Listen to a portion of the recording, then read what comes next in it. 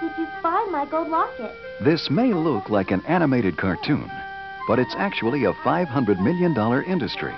Computer games. Literally millions of people around the world have experienced one of these interactive adventures, like the games in the King's Quest series from Sierra Online.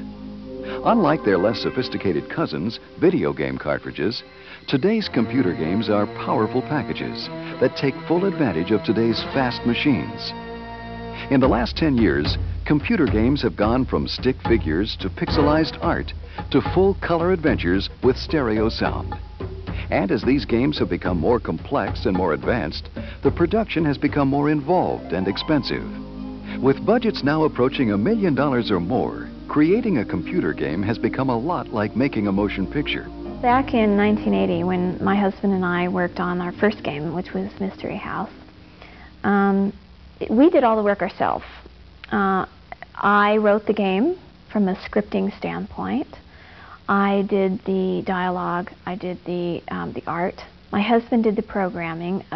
He would take my art, put it into the game, and my scripting, and put it into the game, and he programmed it. Since King's Quest VI is so important to Sierra, we made sure that we assembled a crew of the best writers, artists, animators, and programmers that the industry has to offer. And not only that, we also brought in specialists like cinematographers and composers. King's Quest VI, the latest installment in the immensely popular series from California software publisher Sierra Online, is currently in production. The company employs over 500 people, all engaged in some aspect of computer game production. A game like King's Quest VI takes about a year and a half to produce and has a budget of over $1 million. During this time, the designers and the artists work together to create a storyboard that outlines the entire project, just like in a motion picture. The difference is, in a computer game, you have to plan what the player is going to do and choose different responses and storylines based upon those actions. It's very much like a movie. The difference is that you are there as the player playing the game. You're there. You're the one determining how this movie goes.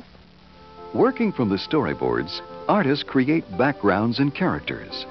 Using traditional animation methods or video captured technology that creates a more movie-like atmosphere.